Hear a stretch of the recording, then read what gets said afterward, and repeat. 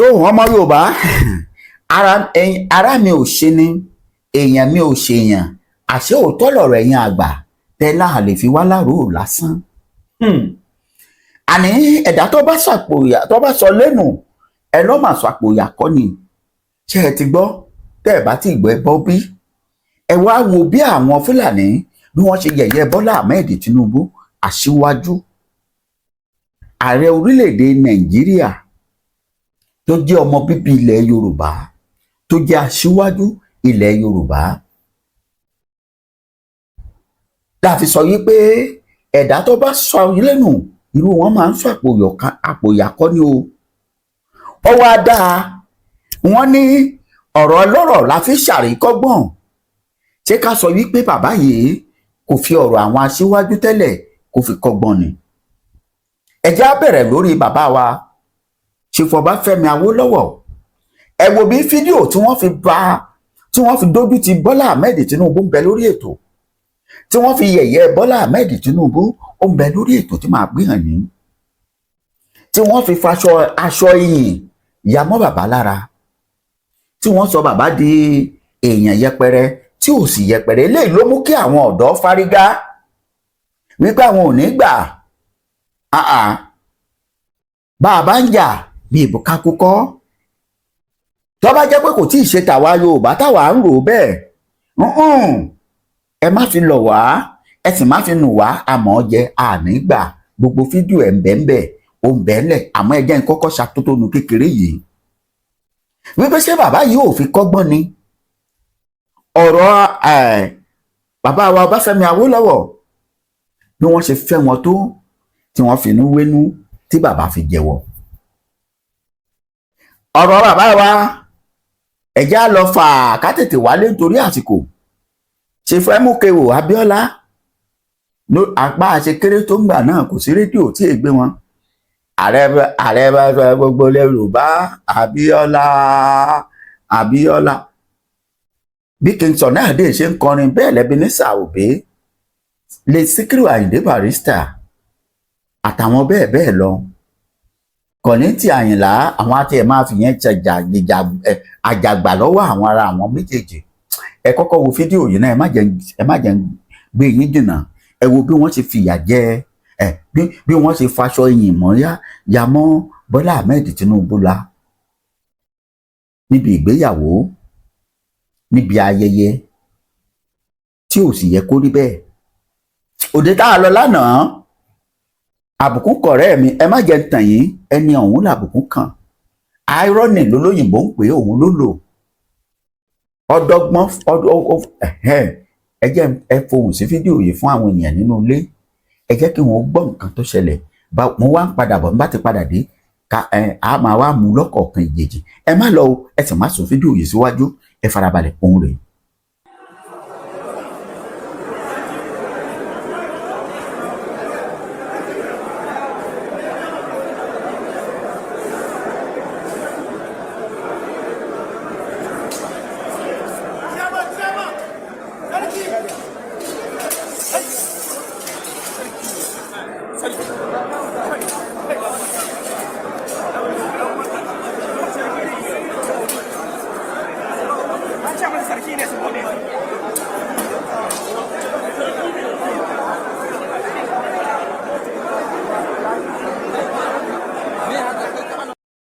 Ẹ ti rí, ẹ káàbọ̀ padà bẹ́ẹ̀ ni. Ǹjẹ́ ẹ mọ ohun tó ṣẹlẹ̀ níbí? Yẹ bẹ́ẹ̀ sáà rí ròdòròdò. Ẹ jẹ́ n sọ fún yín gẹ́gẹ́ bí ìròyìn tó tẹ̀ wá lọ́wọ́. Wọ́n ní ààrẹ Bọ́lá Ahmed Tinubu lọ bí ìgbéyàwó nínú àwọn olólùfẹ́ wọn tó jẹ́ gómìnà lókè ọ̀yà lọ́hùn-ún. Gẹ́gẹ́ bí òfin tó sì wà nílẹ̀ pé tí ààrẹ bá ti wọlé kí wọ́n ti géètì, ṣùgbọ́n wọ́n ti géètì bóyá ìmáàmù kan àbí sẹ́ríkì kan yẹn lẹ́fìlà lọ́wọ́ pẹ́ tó dé. Àwọn eléyìí ọ̀ máa bọ̀wọ̀ fún ààrẹ ilẹ̀ wa o. Ìpè pírẹsidẹ́ǹtì ààrẹ Nàìjíríà máa ń bẹ lé ń pẹ́ kí láìláìláìlá o. Káyì wà láìtàláì I go bury am, I go cut am for head. Káyì wetin I dey talk? Wetin I dey talk? Ṣé I dey craze? All of we I dey craze. wọ́n dà sí rọ́ọ̀fù apá àwọn security ọ̀ka wọn títí tí wọ́n mọ bàbá ya àmọ́ ṣe mọ̀ pé ọ̀rọ̀ tí wọ́n rèé góò ni wọ́n gbọ́ wọn ò gbọ́ kọ́hún bẹ́ẹ̀ ni nígbà tí ènìyàn ń sọ̀rọ̀ ohun tó ń sọ pé àdè craze ohun tó ń sọ pé ohun tó fẹ́ sọ ni pé ṣé òun ṣe èrè ni àbí òun craze ni ó ní àdè craze ara ẹ̀ ní ń bá wí o ìlú tẹ́ sọ pé káwà rèé tí bàbá wa pòfẹ́sọ̀ Bánjí Akíntóyè ń gbìyànjú pé ẹja jáde pẹ̀lú ọgbọ́n ọjọ́ orí táwọn kan sì jókòó tí wọ́n ń sọ pé rárá tí wọ́n ń fi tàn òfò tí wọ́n fi ń fàrìn àjò Yorùbá sẹ́yìn tí wọ́n ń fi wàhálà tó fi fẹ́ máa fàrìn àjò wa sẹ́yìn ìrọ̀lẹ́ pa o ìtàkùn tó ní bá kíni ọmọ lọ tí ọba béèrè tó bá lóun ọ̀lọ́ lẹ́rọ̀ àwọ̀ tí ọba wà mọ̀ pé wọn ọ̀wọ̀ wọn ọ̀jà á lẹ̀ ni o ẹ bọ́yá lẹ mọ̀ ẹ wo bí ẹ kó ń di fíìmù ẹ máa gbọ́ mi bọ̀ wọ́n ti máa ti faṣọ yẹn bọ̀dá wọn ya kìí ṣe ààrẹ kìí ṣe ọmọ Yorùbá tiwa wọ́n ti fa ìjà táwọn yìí kọjá bẹ́ẹ̀ a lè gbé gbogbo fídíò wá torí ó ti violate law of YouTube community bí wọ́n ti fúnra wọn lẹ́kẹ̀ṣẹ́ ẹ dẹ̀ mọ̀ pé Bọ́lá ò ní jà ààrẹ Bọ́lá Ahmed Tinubu wọn ò ní jà ṣùgbọ́n inú lóko ejò ń gbé àmọ́ àwọn ọ̀dọ́ wá yarí pé tó bọ́ bá rí bẹ́ẹ̀ nítorí ìdí èyí fúndí èyí àtòmíì àwọn ọgbà àfẹ́mọ́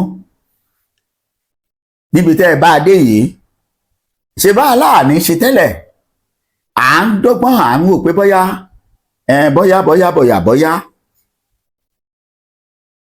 gbígbé tá a bá dé yìí enough is enough ó tó gẹ́ orílẹ̀-èdè Yorùbá ní kẹ́ ẹ fún wa ìwọ̀n bá mú kẹ́ ẹ fi lè tẹ ojú Bọ́lá Ahmed Tinubu mọ́lẹ̀ tẹ́ ẹ fi lè sọ pé tó kò sí èèyàn tó dàbí kò sírú yín irú Ọlọ́run ni ò sí o ọ̀pọ̀ ànábì wà orílẹ̀-èdè wa ọ̀yá kí Bọ́lá Tinubu kó pin orílẹ̀-èdè iná mo ṣe ń gbé wá fún yín báyìí gẹ́gẹ́ bí ìwé tí àwọn ènìyàn yìí kọ síta tí wọ́n gbé jáde pé tó Bọ́lá o ọmọ Tinubu Bọ́lá o aṣíwájú ọmọ olódò rẹ ẹkùn àwa lè pe bàbá ló kọ torí nínú kájìjà àgbára nẹ́mbà 1 ní Bọ́lá Ahmed Tinubu láti ìgbà tán ti wà lọ́dọ̀ bí irú wa nígbà bàbá tún dàgbà àwa náà wà nú àwọn lọ́nà kan míì tó jẹ́ pé ó ti yé yín àwọn bó ṣe ń rìn làwa náà tá a mọ̀ wípé àkókò rèé ń bọ̀ tá a dìde fún òmìnira orílẹ̀-èdè tiwa náà òun ló ṣe jẹ́ káwa náà àǹfààní àti máa sọ pé bàbá wa Bọ́lá Ahmed Tinubu aṣíwájú ẹ má gbàgbé ìpìlẹ̀ ẹ̀yin náà jà báwa ṣe ń jà yìí ó ti wá tákòókò ó ní ìdí tẹ́ ẹ fi débẹ̀ à ń pariwo pé a fẹ́ ṣe rálì á jáde mímì kan ò gbọ́dọ̀ mì bá a bá jáde gẹ́gẹ́ bí bàbá wa pòfẹ́sọ̀ Ọlábánjí Akíntóyè àrólé Awólọ́wọ̀ aṣíwájú ìran Yorùbá tí ò ládé lórí ẹ gbọ́ mo ní aṣíwájú ìran Yorùbá tí wọn ò dádé lọ́pọ̀lọpọ̀ bìlífù pé ọba nìkan lọ aṣíwájú Yorùbá bàbá ọ̀dádé ni ó yẹ ká fún wọn ní special adé àmọ́ bọ́bá òkè bá lè gbọ́ bá a ṣe ń bẹ̀bẹ̀ kókó túbọ̀ fún wa ní extension kọjá kí bàbá yìí tiẹ̀ wọ bíi 120 wo kí ó tó sọ pé kí wọ́n máa bọ̀ wá sinmi ẹ wò ó àmọ́ ìyìn tí wọ́n ń gbà yìí aṣọ yìí ò ní fàyà lágbára lọ́wọ́lọ́wọ́ òun rèé gbogbo ẹ̀yin ọmọ Yorùbá ẹ wá gbọ́ nǹkan tí àwọn ọ̀dọ́ yìí sọ gẹ́gẹ́ wípé àwọn ń fẹ́ kó ṣẹlẹ̀. The group demand approve for Yoruba nation security from Aṣíwájú Bọ́lá Ahmed Tinubu. Ó yà yín lẹ́nu.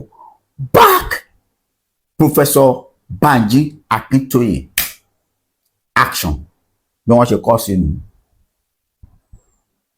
Ẹ gbọ́, ẹ máa rí ìkà, ẹ farabalẹ̀. Àwọn kan sọ pé ẹ má jọ yà yín lẹ́nu. A ti sọ fún yín tẹ́lẹ̀ pé ẹyẹlé ló ń tàn. Ẹ sì mọ̀ pẹ́sẹ̀ ẹyẹlé bó ṣe kéré tàbí ẹ bá tọwọ́ sí. Àwọn àgbààgbà ló ń sọ tẹ́lẹ̀, àwọn ọ̀dọ́ ti gbàjọba báyìí. India statement ẹ jẹ́ n sáré gbé yín lọ díẹ̀ jìnnà kó tó di pé yọ pẹ́.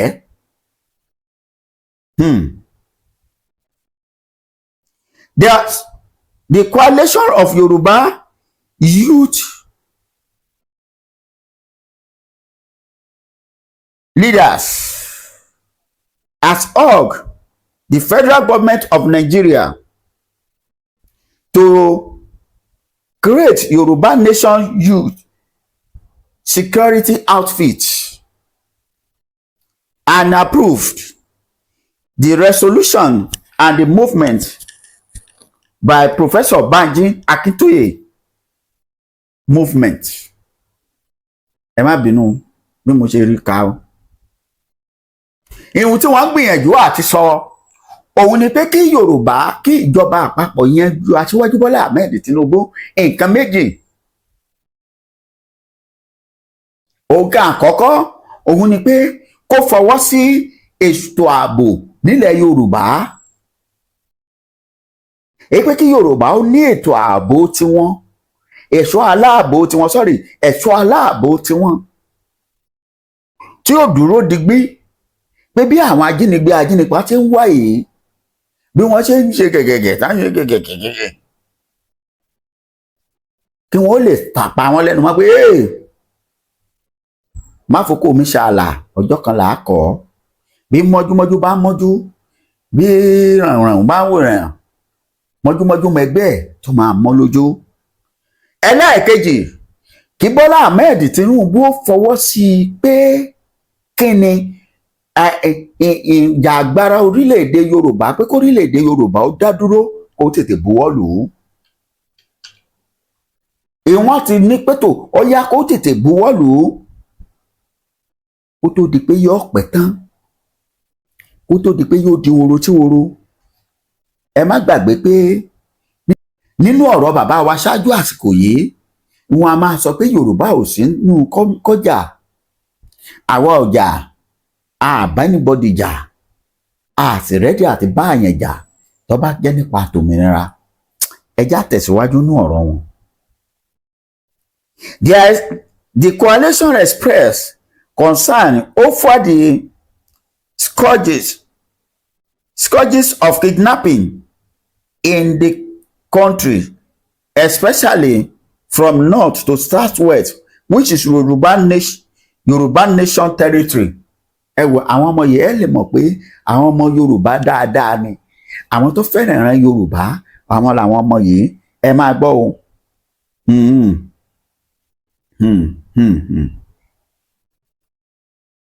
That the Yorubas, that is the southwest, has endured enough of these embarrassing situations and now calling on Bola Ahmed Tinubu, the President of Federal Republic of Nigeria, to take a quick action. Moreover, he is from this region and has no choice than to support the movement of Professor Banji Akintoye and others. Ṣé mọ̀ pé ṣọ̀tún ṣòtì má bàa bí kan jẹ́, wọ́n kó gbogbo yín pọ̀ ní o, gbogbo ẹ̀yin ajìjàgbara. Ransom Advocacy nìkan ni wọ́n ń sọ̀rọ̀ nípa ẹ̀. Wọ́n sọ̀rọ̀ nípa ìyá kínní, wọ́n sọ̀rọ̀ nípa ìyá kínní, wọ́n sọ̀rọ̀ nípa bọ̀dá kínní, wọ́n sọ̀rọ̀ nípa gbàkan. Wọ́n ti kó yín pọ̀ báyìí o. Bọ̀dẹ̀ ní bá mọ̀nà lọ́yà á tẹ̀lé. Ẹni tí wọ́n mọ̀ pé kò ní já wọn kulẹ̀ náà dárúkọ ṣáájú yẹn. Ẹ̀yin yòókù náà wá lè ti mọ̀ gẹ́gẹ́ bí àṣẹ olóyìnbó. Mi ìfẹ́ máa sọ òyìnbó ń tèmi, tá a bá gbà mí láyè. ṣùgbọ́n wọn ẹ̀kọ́ ni tí n bá ní máa tú ní Yorùbá wọn ò tú ṣùgbọ́n tí n bá kà á lé èbó díẹ̀ àwọn èèyàn lè la agbára mú lọ́gbọ́n orí ni torí àwọn yẹn pọ̀ lórí àwọn tó ń gbò wá bá a bá ṣètò àwọn kan wọ́n máa bú wa ní ṣé èrò pé ẹ lè gbà á ṣé lè pàṣípè ṣá kí ló ṣe fún yín bẹ́ẹ̀ bá sì wò wọn ayé wọn ọ̀dà àwọn tó ń sọ̀rọ̀ àwọn táyé wọn ń da wọn fẹ́ òmìnira fúnlẹ̀ Yorùbá ẹ má jẹ́ ń tàn yín àìmọye olówó tó nípò tó wà nípò agbára tí wọ́n fẹ́ òmìnira Yorùbá ṣùgbọ́n àwọn tí wọ́n sọ pé irọ́ ìyẹn bú ni wọ́n inú oko ni wọ́n wà tí Fúlàní ń pa wọn èyí tí ò sí lóko bóyá wà lẹ́kọ̀ọ́ tí ń gbàárù bóyá ń ta pure water nínú go slow tọ́jọ́ tó bá rí báyà àánú ó ṣe pé ayé lélẹ́yìí wà bí mi.